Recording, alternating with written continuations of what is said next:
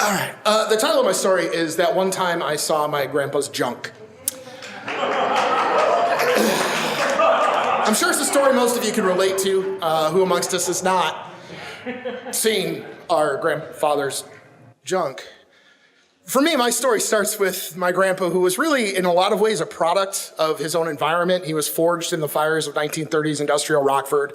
But in a lot of ways, he also outgrew the constraints of his very, very humble upbringing. Grandpa was born on the west side of Rockford, lived in Rockford his entire life, and he was incredibly proud of that fact. In fact, the only time in his life that he ever left Rockford for more than a vacation was during World War II. As so many, right, good times, as so many men of his generation, he heeded the call of Uncle Sam and he went off to fight. All I know about my grandpa's experience during World War II is that he was there somewhere in the Pacific. But aside from that, Grandpa refused to talk about it. He would not tell us where he went. He would not tell us what he saw. And perhaps most telling, he would never tell us what he did.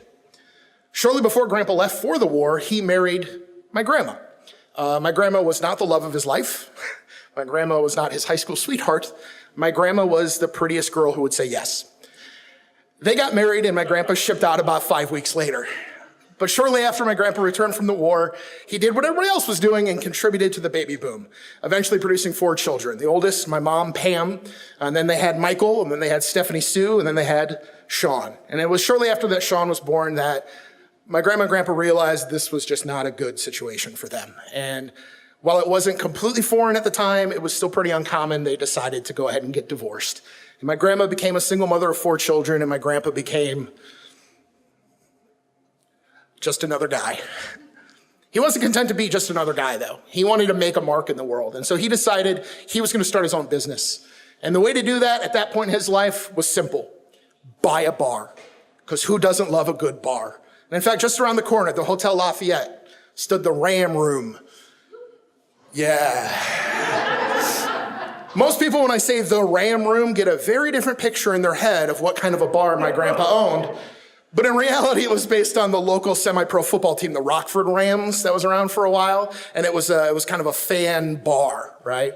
And it was that bar that's actually the reason I'm standing in front of you today. It's because it was at that bar that my mother was working as a waitress when my dad came in with his beer league softball buddies after a triumphant 7-inning victory of 5-3, trashed before they walked in the door, and my dad decided to hit on my mom. I'm glad he did, because I kind of like existing. 6 weeks after my dad walked into that bar, or stumbled, more likely, my mom and dad got married and stayed married for the next 42 years until my dad passed away. Right, but back to my grandpa, the really important part of the story. By the time I came around, my grandpa was no longer a bar owner. He was now an accountant. And for my entire life, Grandpa was an accountant. He owned and operated Crosby Accounting and Tax Service on 7th Street for more than 30 years. And every memory I have of my grandpa is in that office. Every memory I have of my grandpa is not only in that office, but it's also soaked in the stench of cigars. I always knew my grandpa as a cigar chomper because he was decent enough to not light one around me. But whenever I wasn't there, he was smoking. And you knew it the moment you walked in the door. To this very day, I smell a cigar and I think of my grandpa. And to this very day, I light a cigar and I feel the pain in the back of my head because the first time I lit a cigar in front of my grandpa, he smacked it out of my mouth and asked me what the hell I thought I was doing. Grandpa was also a gambler, though, but not a degenerate. That's not sad, right? He was a normal gambler. He just liked to gamble. He liked to go to the boat. He liked to gamble. And I always knew if Grandpa was having a good night at the boat or a bad night at the boat. Because if he had a good night at the boat, he would slip me $50. If he was having a bad night at the boat, he would slip me $10. Right? But no matter what, every time I saw my grandpa, 3 things were going to happen. He was going to hug me. He was going to tell me he loved me. And he was going to make sure I left with more money in my hand than I had before I came in the door. When I got done with high school, I decided school was stupid.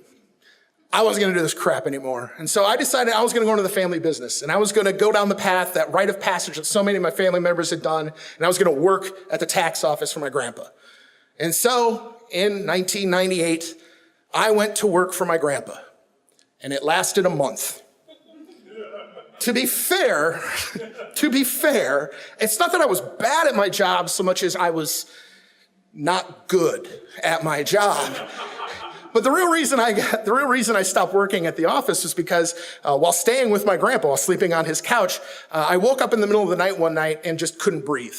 Right? Not literally couldn't breathe. There was actually oxygen still reaching my brain, but I felt like I couldn't breathe. It felt like I was being just choked, right?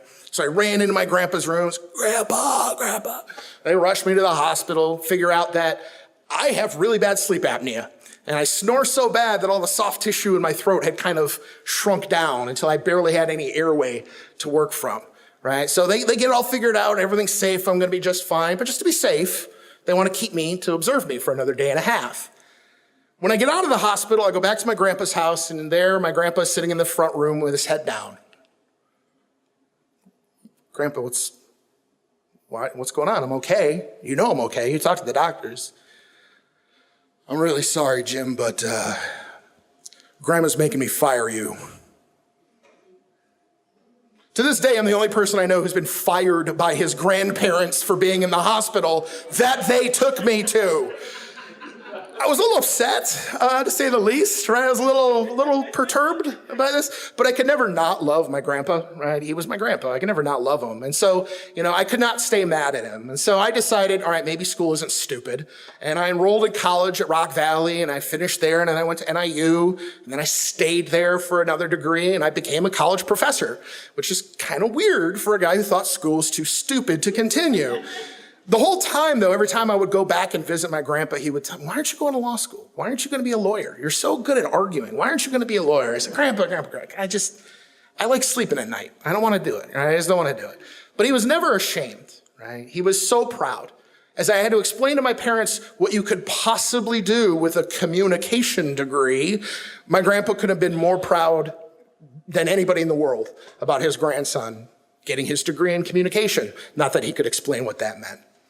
As time went on, I stayed in the area. I refused to leave because my family's here. This is where my roots are. I took a job in Freeport teaching out there, and I always came back. I couldn't leave my family here. And every time I went to visit Grandpa, it got a little bit quieter. And it got a little bit softer. And Grandpa just became more and more tired. It got to the point where Grandpa became more of a mascot than a captain of the ship at the tax office. Grandma had to really force him not to take too many clients because if he saw too many people in the day, he'd have to take the next day off because he was just too tired. Sure enough, December of 2007, I get a call from my mother. And she told me that Grandpa had had yet another heart attack and was in the hospital. This was Grandpa's third heart attack, so you can't really call it a surprise anymore. But all the same, nobody was really that worried. I decided, all right, I'm going to finish up my classes for the day. I'll drive out to the hospital, go see Grandpa. I get to the hospital, go in, I see Grandpa. We do our usual chit-chat, usual exchange. I feel better. He's looking good, right? He looks like Grandpa. He's talking like Grandpa. He's just tired, just really, really tired. So I get ready to leave, and I give Grandpa a hug. I say, all right, Grandpa, I love you. I'm going to get out of your way. He says, I love you too, kid.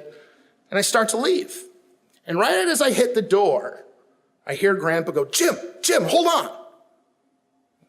Could possibly be that frantic. And then I turn around, and Grandpa's reaching over the bed into his pants pocket to try and pull out some money. And I come back. I said, Grandpa, seriously, come on, man.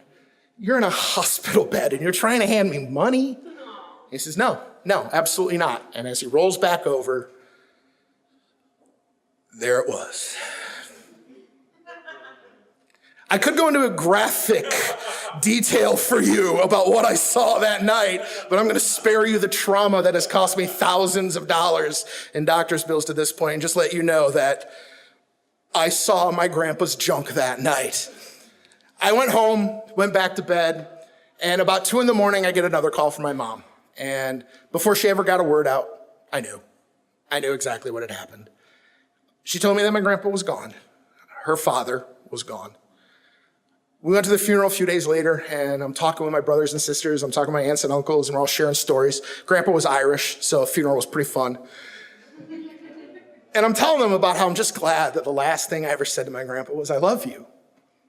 And I'm so glad that that's the last thing he'll ever have heard from me. And then I realized that the last thing I ever saw were his balls. A couple days later, I'm walking through the college campus, and I walk past a classroom where one of my colleagues is teaching history of art. And they're talking about Greek sculpture and Greek mythology and how they relate. And I thought, I had this epiphany moment, and I went, son of a bitch. Because what this colleague of mine was teaching was how the reason the Greeks always showed their gods in the nude was to show how human-like they were. They looked like us. Yes, they were revered. Yes, they were great. They had strength. They had skills. They had abilities. But they were all flawed. They were vain. They were proud. They were arrogant. They were lustful. You don't revere them for their perfection. You revere them in spite of their imperfection. And that's when I finally figured out why I really loved my grandpa. It wasn't because he slipped me money. It wasn't because he said the words. It was because my grandpa was an amazing man in spite of his absolute unquestionable flaws. And under no circumstances would I ever think of my grandpa as the greatest man that ever lived. But if you're going to put together a Mount Olympus of Rockford, Illinois, Howard Crosby's sitting right at the head of the table.